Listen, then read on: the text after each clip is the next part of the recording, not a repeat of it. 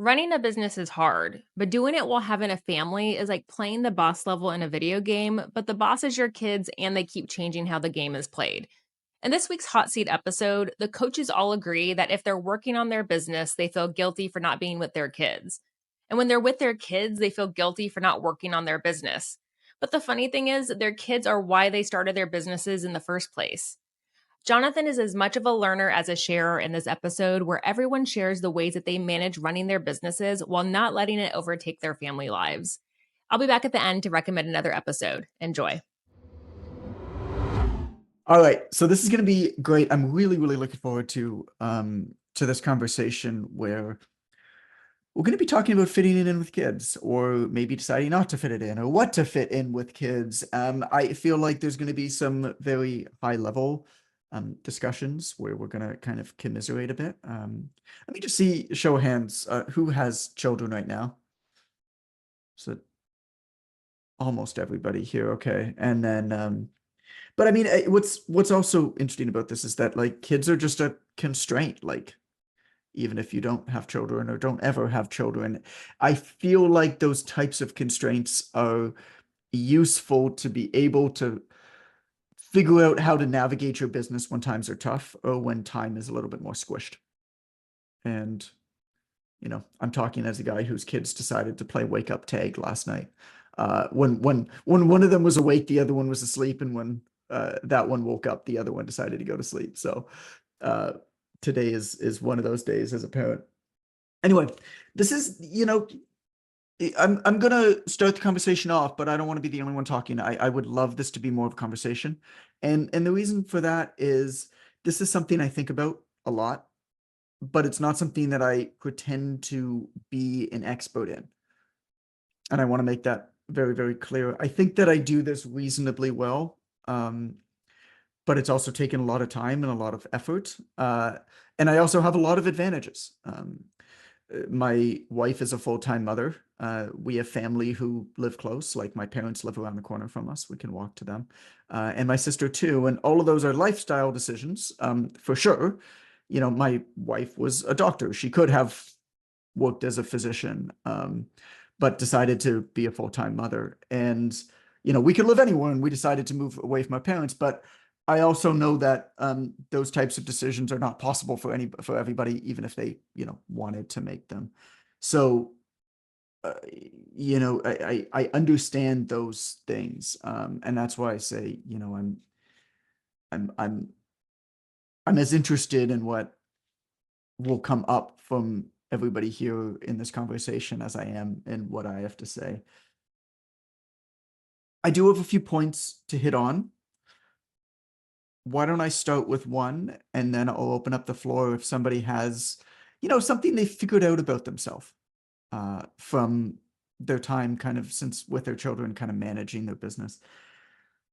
What I'll say is kind of high level to start with. I have some more tactical things that I try to do too, but I have figured out that for me, having kids, for those of you who don't know, my kids are 7 and 2, so I'm still relatively new at this, but having kids just forced me to become much more focused and prioritize a lot more. I figured out that children are an amplifier. They didn't really change me, I don't think. I think what they did is they amplified what was already there, both the good and the bad. And there were a lot of things that I was doing. I think I was reasonably good at focus. I think I was reasonably good at prioritization. But what they did is things that I was not that good at, but weren't that big of a problem. Like making sure when I sat down, I knew what I was going to do, like planning out my day the night before. If I missed those, it wasn't the end of the world because I had so much time and so much creative energy and attention. When we had Calvin, I quickly realized that shit wasn't going to fly. That the thing that I wasn't that good at, that wasn't a problem, was amplified, and now it's a big enough problem that I have to deal with it. And as a result, after a number of years, and I wouldn't have known this in the first couple of years, but I think that it made me way, way better. And when I look out, this is my biased viewpoint, but I wrote down just this note, and I don't know whether it's true or not across the board. I have no data to back this up, but I wrote, perhaps this is why, over the long term, family people tend to be better business people than non-family people.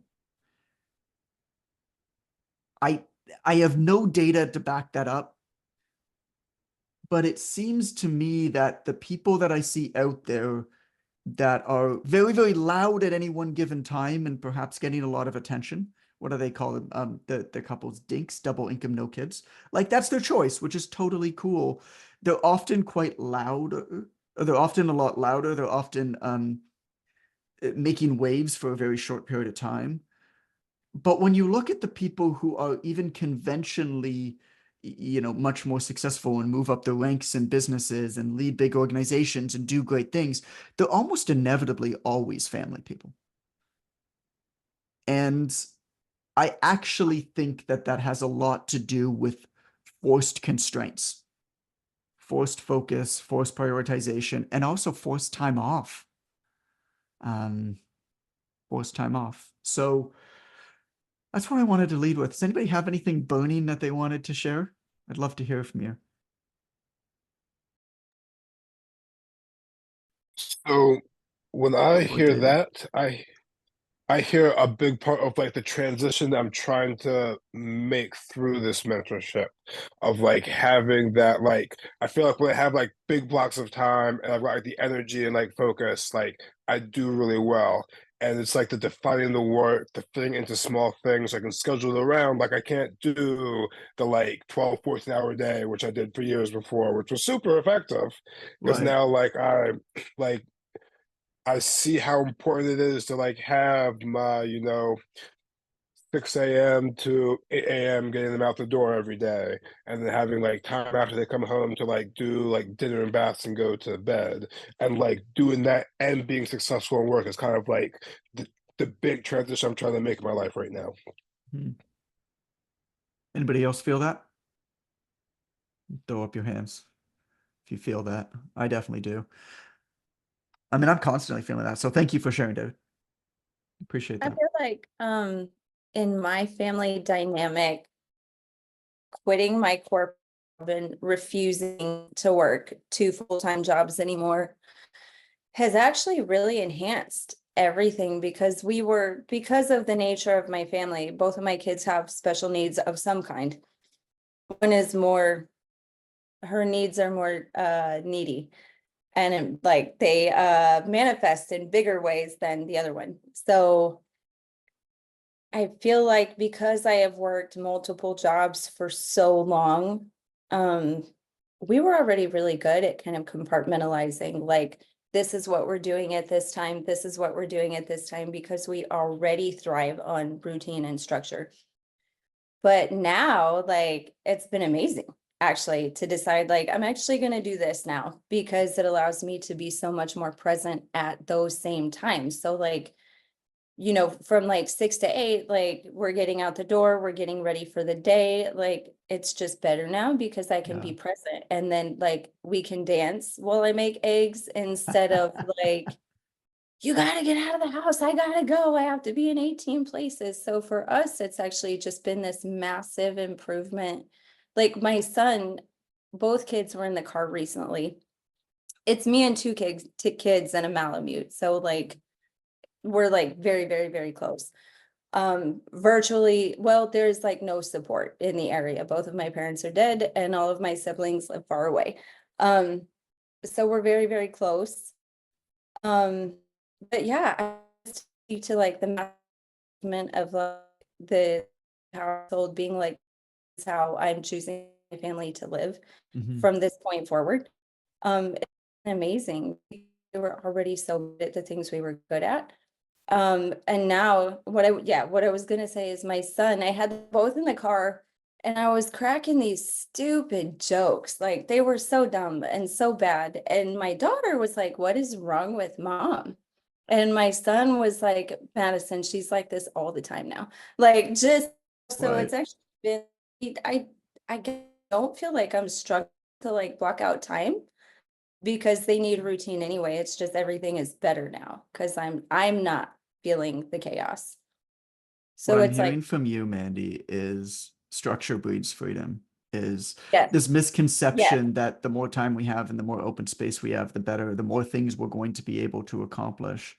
Whereas you've been forced into certain blocks, right? hmm Like my kids have to be dropped off at this point, at this yes, or place we at have this time. therapy. We have 3 therapies a week, which used to be the case, Yeah. and 2 jobs. Yeah, Yeah. And that's actually, my wife and I reflect on this, that we actually find the summers much more difficult with kids than we do the school year. It's because the yeah, summers every week changes. Calvin's in camp. Calvin was in camp last week. He's not in camp this week because we have some family visiting, and then he's in camp next week. And every camp starts like 20 or 30 minutes off of another one in a different area. And as a yeah, result, our mornings are always shifted, and that completely just kind of messes up the day. So that idea, it's interesting to talk about it that way, isn't it? That yeah, having these blocks. yeah. Well, and my Really 2 useful. are older too, Yeah. so they're yeah. I mean, they're older, so I can say now, like, I have to be up at 4. I have a client at 5. Like, this is when I will be home. Mm, Breakfast will be ready before you're even thinking breakfast. So it's, I mean, right. it's really beautiful because now I get to do these things where I'm like, this is what brings me joy and makes me feel full, is Mm. being able to be present that way. Thanks for sharing. It's cool. Jacob, did you want to say something? You Yeah, I was just unmuted going to yourself comment before. Yeah, go on for it. what you were saying at the beginning of that family people are more successful. My first thought was like, oh, who's one of the most successful business people in mainstream? It's Elon. And I don't think he's very family oriented from what I see. So it makes He's me got think, like okay, 9 kids. he does, but from what I hear him say, he's not super involved. No, no. But then my wife, she works for it's like essentially an accounting consulting firm, and there's talks of a guy he's the top performer right now, and he's got the most they call them resources. They deploy professional accounting services to Fortune 500 companies. Okay. And the guy who's number one right now, with the kind of the buzz around the firm, is he's got 2 young kids. Just had his second kid like 3 months ago. So he's in that, but he's the most successful one. And he's talked about he's got his hour of time in the morning, and he's got his boundary in the afternoon where he spends time, picks them up from school. But he's, to your point, family man, top Yeah, performer at the firm. So gets done. something to I be think said there. Elon Musk is I would put him firmly in the bucket of probably an alien, if not some sort of weird genetic mutation. Uh, I I talk about this in The Obvious Choice so much about just how much we can't let rogue outliers skew our perception of reality. I give the example of like, how do you increase the average income of everybody in a football stadium by $100,000? You get Bezos to walk in. I mean, a single rogue outlier completely skews our perception of what the actual reality of it is. And he's about the outlier. I don't know if you've read any of the books about him, and the Isaacson biography that just came out. I'd read a few before that one, but yeah, he's a mutant. There's talks that he's part of this secret underground association of powerful men that believe that it's their responsibility to have as many children as possible to pass on their genes. And there was actually a point where there were 2 different women that were pregnant with his babies, giving birth in the hospital at the same time. I think both to twins, both IVF. And the women didn't know that the other one was in the hospital, and he was going room to room, back and forth. Oh yeah, dude, it's wild. he's got a lot of kids. And they're basically all IVF, and they were all twins because he's like efficient with his childbirth. It's crazy. I had no idea.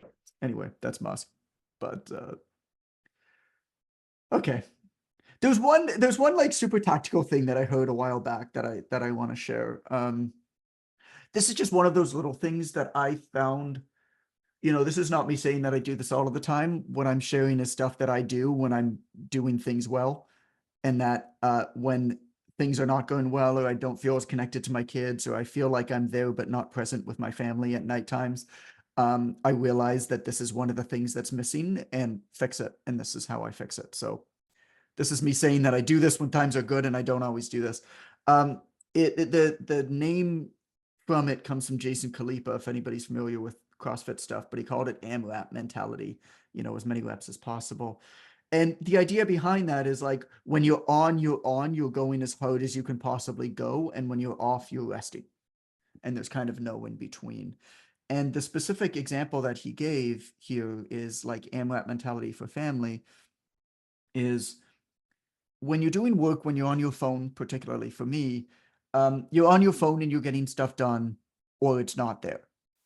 And so he gave the example of, he used to walk into his house at the end of the day and he'd be finishing stuff up on his phone. And he'd like walk in on his phone, like finishing stuff up. Whereas now what he does is he'll sit in the car before he walks in, and he'll take an extra 5 minutes in the car and he'll finish up what he's doing. And that way, when he comes into the room, his phone's in his pocket, or he puts it down in a drawer, and he's able to be there with his kids. Now, I assume that's true with him, but I started doing that as well. I'll take an extra 10 minutes outside of the house. I'll stop in the park on the way home if I'm on my bike or whatever. Or I'll sit in the car in the garage. And I'll come in 5 or 10 minutes late and finish up what I'm doing, just so when I come in, I can be fully there. And there's a lot of little examples with that, but I liked how we related that back to kind of that idea of AMRAP, of like, when you're on, you're doing as many reps as possible. When you're off, you're just kind of chilling out and relaxing. Any super tactical things kind of like that? They could be small, they could be seemingly insignificant, but anything that. I don't What's have up, kids, Valerie? Go for so it. but I have like I was in grad school when I first started my business, and then I also have a dog who's nuts and takes a little bit of special care. But I know for me, like, I have to manage things. I can't do I prescribe to as many reps as pretty, not as many reps as possible, but that's just me. That's good. Okay. But I really liked how, I think it was it Jason? What was that thing that he said is like, the time that you allow for something, it will fill that space. I can't remember something. Oh, that's called Parkinson's. that I was thinking Peters, but yeah, that's Parkinson's. Yeah. I really like that. I also think that like time blocking is something that is super helpful for me, but there's also flexibility with that, just like meditation. I think people are like, oh, well, I can't sit still for 5 minutes, but there's a million different ways to meditate. You can pour tea, like that's a form of meditation. You can do a walking meditation. And I think time management is the same way. Like whether you're setting aside a day or you're like in grad school, for me, it was like, I'm studying for 14 hours. I don't care what I do in those 14 hours, but I had a timer, and maybe it was 20 minutes, maybe it was 22 minutes and 32 seconds, but I was tracking that time and just collecting 14 hours throughout the week. Oh, interesting. Okay. So I think just some way of management, just like with nutrition or anything else that's important. I also think acknowledging things that I will naturally do without me having to make myself do them. Like there are just things that I will do throughout the week that I don't need to manage as much because it's my default setting, like probably like dealing with clients. Like I'm going to do that. I'm going to talk to people. I'm going to reach out to people. But there's other stuff like social media or something that like I should probably do that now, that I need to like rein in and manage and put boundaries on, because otherwise it'll get away from me and I'll spend more time than I need to on it.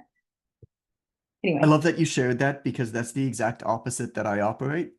And it's so useful to hear it. Yeah. I have a permeable brain. And if I don't put walls around it with some things, it will just get everywhere. I'd love to hear if anybody else tracks things like that and how they do it, because that's something I can't talk about, but I feel like it's helpful. The only aspect of that I've ever done is I used to go to coffee shops without my computer charger on purpose. because I realize that the most productive I ever am is when my computer is 10% charge left. And so I would literally just go there on purpose without the charger. And Something, yeah. sorry, something else that helped me a lot was somebody told me nothing, and you just reminded me of this. Nothing breeds efficiency like scarcity or something like that. Like nothing breeds efficiency like, you know, the not having enough time. Yeah. Yeah. Does anybody else have any examples where they kind of time box this type, any of their tasks? Because I'd love to hear a little bit more about specifically how you figure out how much time to put towards a task and then kind of iterate on that based off of what happens. Chandler, were you going to say something? More like I'm really good at time blocking, but when my kid's home, then it's like that's where it's like you have to really figure out where to manage that. And so like before I had a kid, it was I was like to a T, and I was very like numbers, like I'm putting this many hours towards this. If somebody asked me that at any given point, I would know. And like, for example, like we drove across the country last night and my kid is really sick, and like, you know, he's better now.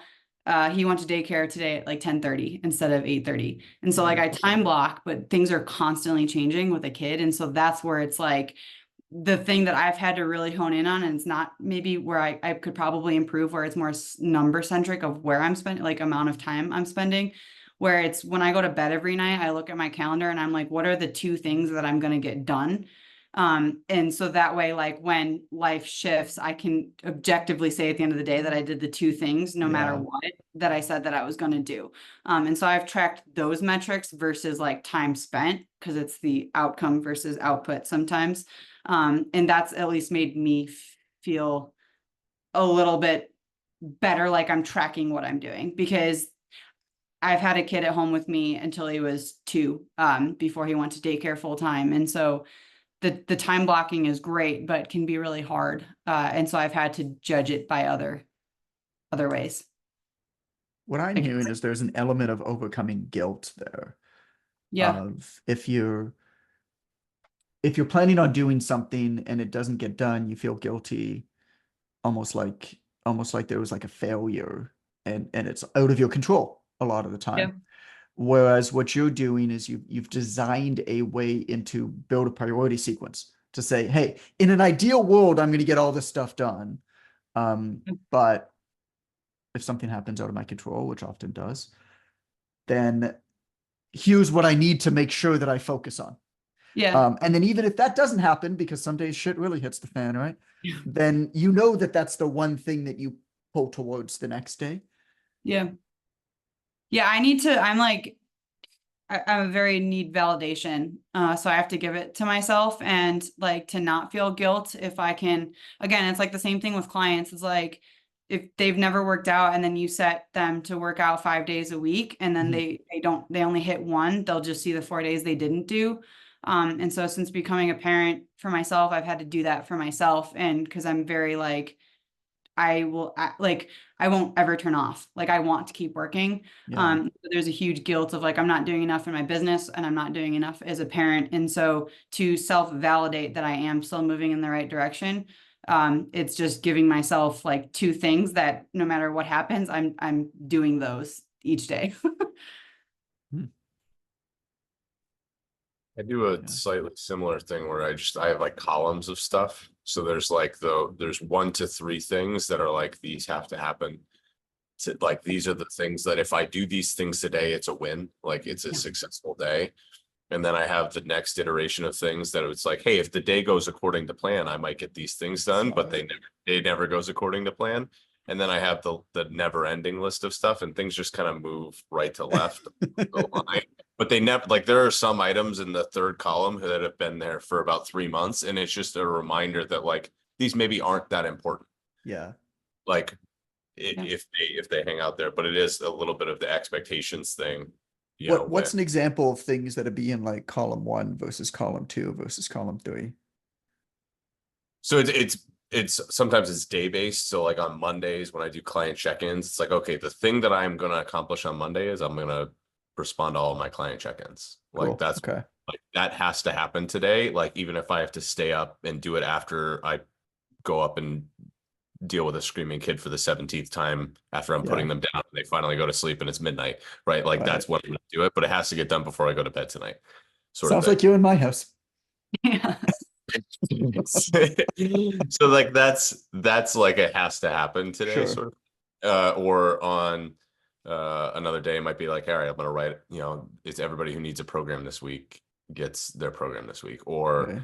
I'm gonna write my social media content for the week ahead, or whatever. It's like there's two tasks, and I kind of have figured out when in the week, okay, Mondays are going to be client check-in days, Thursdays are going to be programming days, Tuesday's going to be week ahead content days, and so, but there's also a buffer day in there, sort of thing. Like trying to that's been the other piece of it, is like I feel like I have to force efficiency upon myself and build in margin, because recognizing that if I have to have if I have right now, if childcare goes according to plan, Yeah. which has happened, like I can count it on one hand the number of times this year it's happened. If childcare goes according to plan, I have 25 working hours with no children in the house in a Okay. week. If I have to have 25 hours in order to get everything done, then I'm going to constantly be disappointed. So I've had to like build out a schedule that can be done in like 12 to 15 hours. And then if I have the extra 10, then that's when I can start to move to the right on, that's why it took me 4 years to put up a website, because it was like, all right, it doesn't need to get done. Like the business is fine without a website, but it was just like, all right, whenever I had extra time, that's where I went to. I think this is also, I mean, part of my struggle, and thank you for sharing all that, Jeff. That was super useful. The 3 columns, I think, is great. Uh, what I think this is why listening, like what traps me sometimes is a lot of the advice that you hear that's very, very loud advice of how to do things often comes with people who don't have children. Like it comes from people who don't have children. And I don't know, it's a choice, right? Like totally fine. Like I don't care if you have kids or not. Like it's the best thing that's ever happened to me. But like what do they say? It's like the greatest gift that God has ever given people without children is they don't know what they're missing. And there's no judgment. But I think that good information for one person is perhaps bad advice for somebody else. And so when we're intaking advice, when I intake advice, I actually do look at that person's personal situation.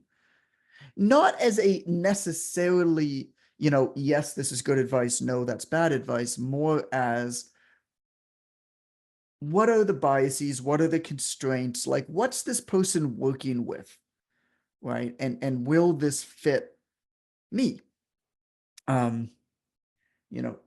Is it that important? In your website example, Jeff, was poignant there, where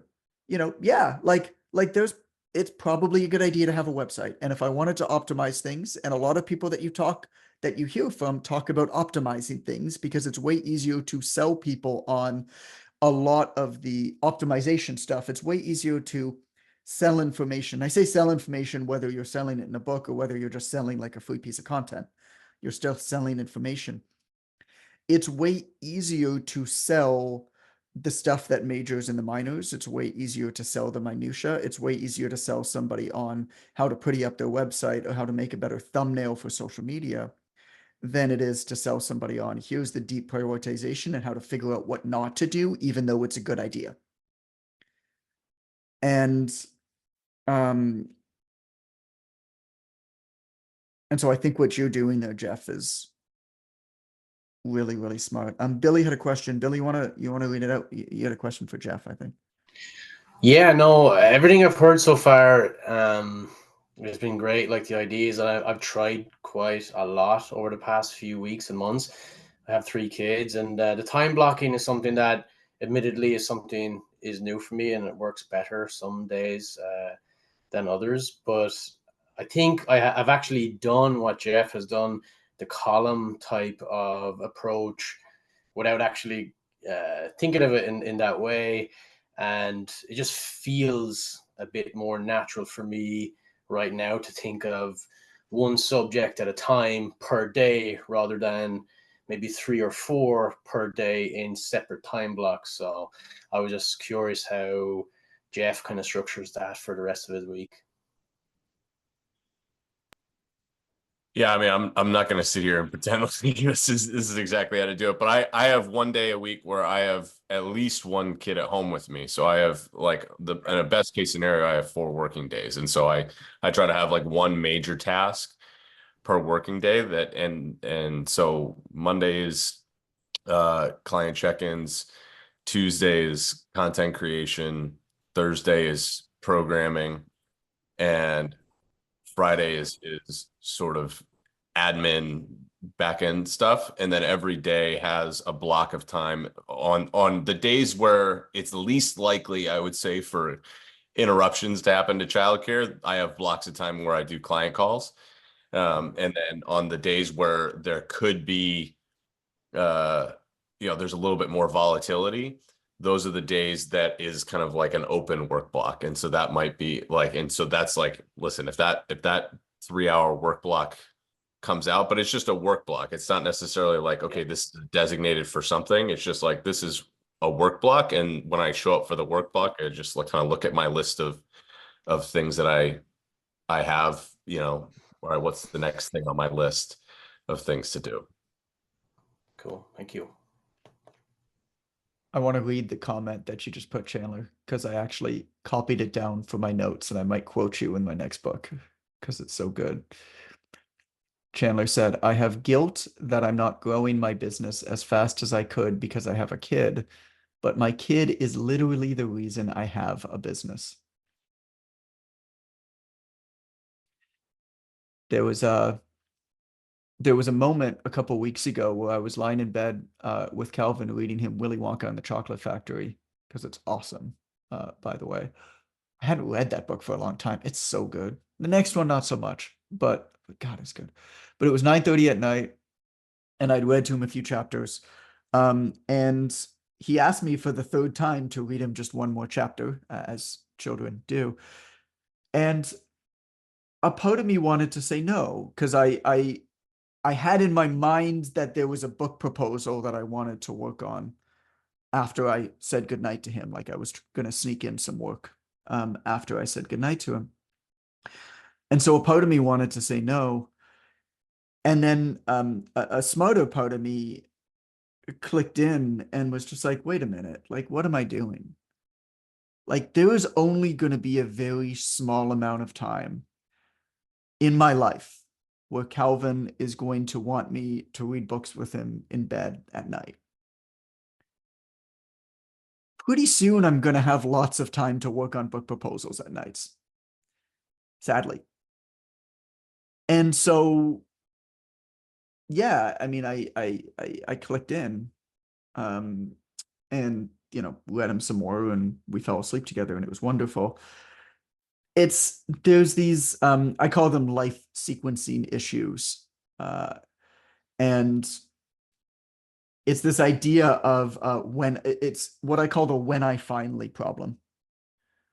When I finally XXX, then I'll be able to, I don't know,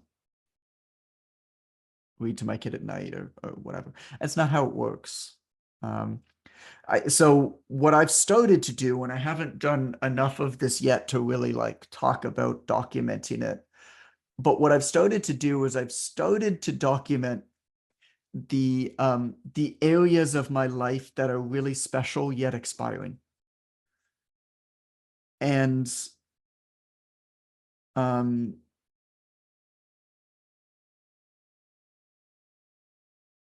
the only reason for that is the same thing with I did a call a couple weeks back where I talked about a bunch of rules that I use to kind of guide me.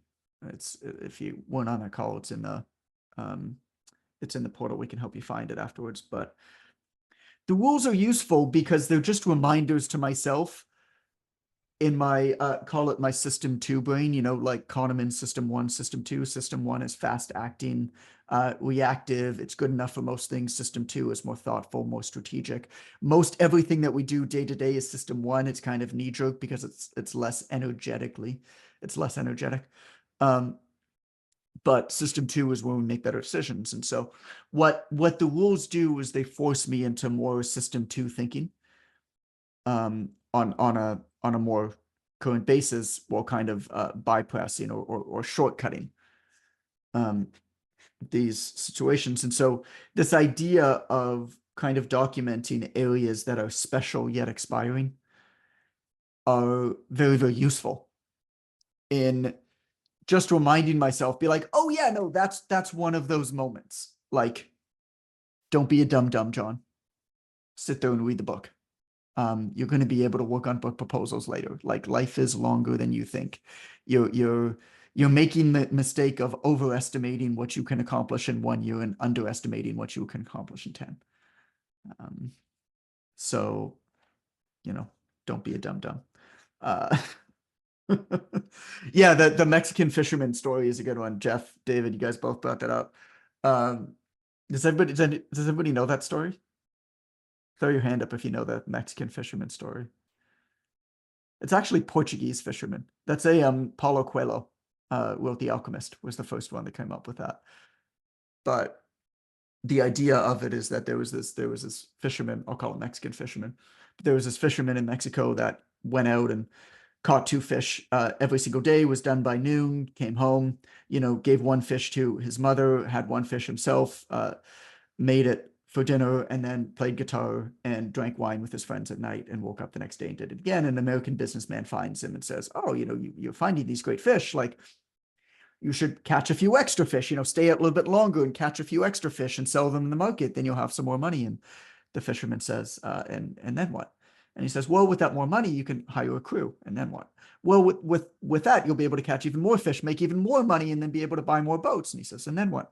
Well, then, sir, then you'll be able to catch even more fish, and you'll be able to send the fish to Mexico City and get them canned and sell them all over the world. And then what? And then, sir, and then you'll be rich.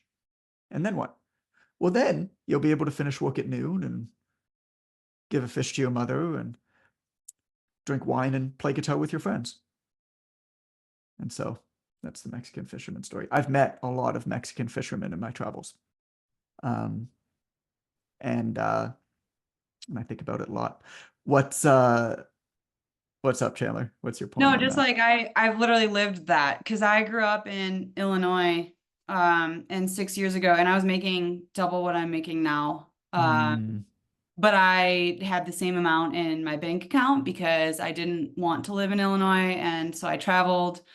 Like I guess I used the money more in that way, but I quit my job and moved across the country and didn't have a backup plan. And there was resistance of that, like, you're giving this up and blah, but it was like, all I'm doing with this money is going across the country and going places to travel anyways. And so I moved to Colorado.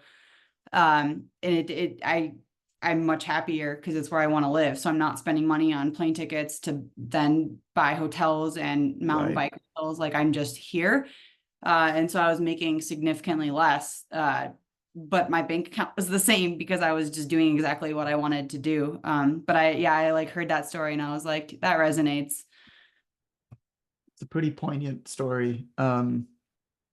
Leads me into, I think, Chandler, what you said to me in the thread on Facebook about this idea of having seasons. So the next book that I'm writing, one of the proposed titles is the 8-4 rule. And the 8-4 rule is based around how I've lived my life for the last 12 years, which is basically 8 months in Toronto, 4 months away somewhere else. And it's not a book about travel. It's more a book about contrast. And it's more a book about designing in contrasting seasons in your life. I actually don't buy into the mantra of 1% better marginal gains. I think that that's really, really good advice if you want to floss your teeth more often. I think that that's really bad advice if you want transformational change. Because then you never take time off if it's just you're always focusing on the 1%. and you never focus on one thing and aggressively go after it I like and that. and make it much better. I think that 1% better is an in-between thing. I look at my life as a triangle where you effectively have, call it health. I call it health and resilience, relationships, and money are the three competing priorities, right? They're the three arms of the triangle. If any of those three arms collapses, the triangle collapses, your entire structure goes away. But I also don't think that you can actively get better at more than one of those things at any given time. I think that you could put two on, call it maintenance, or maybe 1% better, like slowly better, like you show up every day, but then you aggressively go after one of them at any given time. And so if I picture my entire life simplified as a triangle with these three arms, all that I'm trying to do is, number one, make sure the structure doesn't collapse. Number two, trying to thicken one arm at a time. Just all the time, I'm trying to thicken one arm of it. And so I do this via contrast. I do this via contrasting seasons of my life. So that's the 8-4 rule. So the 8-4 rule is not necessarily you have to travel, right? And it's been really useful for me, because what that allows me to overcome is the grass is greener fallacy. Even if I'm doing a great job with my family and showing up how I want to show up and proud of how I'm showing up as a dad, and as a son to my own father and mom, and as a sibling and friend and all those things, I used to feel really guilty, because in doing that, I was not able to show up in my business as much as I like to, as much as I felt like I should, or my fitness, or both. And then it was the other way around. Oftentimes, if the business was going really, really well and I was putting a lot into it and I was really pushing forward on that and growing there, I felt guilty that I was not doing as much with my family, or my fitness was perhaps not improving as much as I would have liked it to. And perhaps other people can do it all at once. Maybe I'm just not as good at them as them. And that's a possibility. My solution has been to, in advance, identify which season I'm in. And generally the seasons are anywhere from 2 to 4 months long. And say, this is my season where I'm aggressively pursuing this one thing to try to do this one thing way better. Like, I am going to grow my Instagram for 3 months. Nothing else matters. Everything else will be on steady state. And then that now is going to be at this level, and I can maintain it at that level way easier than I can grow it to that level.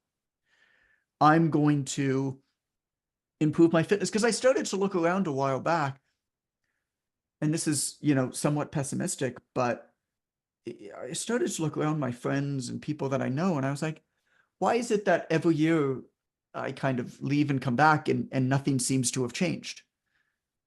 You walk into a gym and there's people in the gym that have been going to a gym for a long time and they don't look any different. And they're working, they're showing up, which is great. And what I think it is they're never unbalanced. They're never aggressive. They're just showing up and going through the motions. And I think that the secret actually is to predetermine periods. And you don't always have to be in one of these periods. You might sometimes just be in a period where everything is kind of on cruise control. But at any given time, you predetermine and say, okay, this is my season for this one thing that I am going to, in almost a degenerate, obsessive way, focus on this element, and everything else is going to be on cruise control. And so I'm not going to stress about that other stuff getting better, as long as it doesn't get that much worse. Because I know that there's going to be time for that other thing. What criteria do you use to do that? Because I feel like I have a 2-year-old, I might never have, and I don't want to take up this whole call. I feel bad. I'm speaking a lot, but I don't know that. You're the reason this call happened, so go for it. I'm so glad it was this topic. I could talk about it for years, but I don't know that I'll have another kid. And so I hear a lot of people around me like, oh, well, we're gonna have another one, so it's okay if we miss out on this moment or something like that. And it's like, I might not, you know, and Yeah. so the the difficult is like, I feel I could never turn the business off on seasons, and like that would be completely fine. And so objectively, like predetermining like this is the metric I'm going for, and then I'm gonna like kind of sit on cruise control. Because like I'm newer into this mentorship. I think I was part of the May cohort. And so like for me, I want to say I would objectively, this is like a year season, right? Signing up for a legacy. But then it's like every day my kid changes. And so Yeah. that balance of like how do you do that and feel good Yeah. about it? Because I've tried starting my own business 4 times and I've never invested in this level, and I'm not starting over again. Like this Yeah. is for the long haul. And so I'm not turning that off. Meanwhile, I don't want to turn off, you know, I might not have another 2-year-old. So you know how there's the 75 hard thing Yeah. that all of us in fitness kind of secretly laugh about because we're like, that's not that hard. Or it's just like, what's anyway, I mean, I think it's great that it gets people moving. But the reason why 75 hard works is because it keeps things relatively open-ended. Like, what is it? You got to do one workout each day, some sort of movement outside. You got to follow a diet of some sort, and you have to read 10 pages of a book, I think is what it is, right? Yeah. I might be missing something or a little bit off, but I think that's it. It's open-ended enough, but it makes sure that you have the main boxes checked. There was something I wanted to do a while ago. I don't remember the exact name for it, but it was basically like family 30 or like 30 family or something. And it was basically 75 hard for family. And so my answer to you is I never did that challenge. I don't know, maybe I will at one point, but it's the main boxes. Like, what are those boxes with your family that you need to make sure are checked every day? And if you do miss a day or two, it's not the end of the world because you know that you have those boxes. Like for me, it's I don't ever want to miss breakfast. I don't ever want to miss dinner. And I want to make sure that by 5 p.m. I'm not just off, but like I'm off. And so I do miss stuff, for sure, but not like anything really major. Like I'm still there every day. And don't get me wrong. I mean, there are sometimes when I travel for work or I take 4 days of unbalanced obsession to focus on a book. And I'll rent a hotel room or I'll go to a cottage and I will not speak to another human being or use the internet for 4 days. And it's like the most punishing 4 days of my life. But, you know, I'm not around. So like there are times when I break that. But the way that I kind of do it, to answer your question, is I know what those boxes are.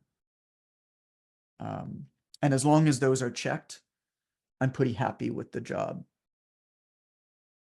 that I'm kind of able to do. Can you think of what those boxes might be, Fee? Yeah, I think you kind of answered that as because I've done that with like I just block out busy on my calendar, especially like with calls or things. And so it's like at breakfast for sure. Like that's my favorite part of the day with him. And so like you hit it spot on. And it's just when you are doing those, be fully available. So I have started turning my phone on airplane mode because I can't help myself if I'm by my phone and we're at dinner and like someone's like, oh, I want to get on a call, you know, it's just to really be like, why do it if you're not fully there? Yeah. And so the boxes are huge. I haven't looked at it in that way, but then when you said it, I was like, that makes 100% sense. I think I've already been doing that, but having the expectation of what those boxes are helps turn off the guilt because you're hitting those as opposed to just kind of like vaguely going by. So I think that the wording of how you said that was helpful. And you're not going to miss it. Yeah, you're not going to miss it. There was a line that I heard, Ryan Holiday, it was this like little like workshop thing that I did with him a while back. And one of the things that he said is, it's not a fire if you don't know about it. And I keep reminding myself of that point because I'm the same as you. You know, if I see something, you know, like if I see somebody message in the online trainer mentorship Facebook group, or if I see an email, or if I see somebody ask something about Quick Coach or whatever, right? I'm like, oh, I have to deal with this now. And it won't leave my head until I deal with it. Even if I put my phone down, it won't leave my head until I deal with it. And I don't know any other way other than just to say, I can't even open up myself to the chance that there might be something. Yeah. Knowing that there might be something. But you know, if a tree falls in the woods and nobody's around to hear it, does it actually fall? It's like, well, it doesn't bother you if it does. Like turning off all the notifications on your phone. So then you have to actively go into the system to check, as opposed to have your phone tell you to go check it. I'll do you one better. I don't even, well, my phone's over there, but I don't even not have notifications on my phone. All of my icons are on my second phone screen. There you go. So when I turn on my phone, I don't even see my icons. That's good. Because then it has to be a conscious effort to. Yeah. I also keep my phone on grayscale because the internet is far less interesting on grayscale. And so, you know, I don't like, I go on Instagram, I'm like, everything's boring because everything's black and white. So that helps. Those are all of the main points that I'd love if anybody else has something that's kind of been brought up. I don't know. Elena, you got something? What are you thinking? What am I thinking? That's a What are good you question. thinking? Let's hear it. As my daughter, I can see I herself can see hanging out. her. Yeah, I can Yeah. see her popping around, bumping around. I think, you know, like first off, definitely being in this program has helped me get more focused and understand like what's really necessary, what needs to be on my docket to you know, improve my business. So that in and of itself, like having someone be like, hey, you should probably zoom in right here. Whereas before it was like even more chaotic, even though I'm about 4 weeks out from having my third child. So I don't know how that's going to look. But anyway, I think the time blocking and the organization and really having that set in your day, like you were saying, you know, when the summer schedules are crazy, it's like non-negotiable because there's so much up in the air and so much flux. Like I absolutely need to know that on these days for these hours, my kids are going to be with said person, right? Babysitter or whatever, or in whatever activity. That has been like, that's just like, I can't function any other way. But like, for example, my daughter had no care yesterday. So I was with her all day long and I was like, I have to get work done. Things have to be crossed off. So we went to the library. She played. I'm like constantly thinking of like, hey, like what can we do where I can get in some quote unquote reps, as you had mentioned, even though like I understand the not working necessarily while they're around, but when you're by yourself and you have they're there, right? They need to be entertained, especially when they're younger to some degree. I'm like thinking of places like, okay, where can we both go? Libraries. I mean, I'm in the library 3 to 5 times a week. We were there with my 2 of my nieces and a nephew, and my brother and Allison and I all went yesterday for like 2 hours with all of the kids. And I work out of the library like probably 3 days out of the week. I think that's so good. I don't think like I'm constantly trying to be like creative in that way. Like I don't love being on my phone in front of them. It's something I have to work on for sure. I like the idea of not even entering into the house. Like just it's not a thing when I'm home with them. But I think, you know, and this is something I tell my clients, like as parents, like we have this really cool ability to be super creative. And we should lean into that more often instead of trying to constantly put ourselves in like, it needs to look like this. Because I think that that's actually can be an advantage for many of us. Like we're constantly thinking like, okay, what can I do with my kid? Let's be creative. Like, what do they need? What do they don't need? What do they like? Right. And we're like, our brains are wired to think that way. So I don't know. For me, I'm just like, all right, I got to get creative. So that's kind of like where I'm always hanging out in that headspace, especially when it comes to time. I love that. The hardest thing for me as a parent, one of the hardest adjustments, has been trying to teach, pass on, or show or demonstrate this idea that, if something's like black or white, good or bad, it's really, really easy. It's all of these things like, well, it's okay sometimes. Like, it's okay to say that sometimes.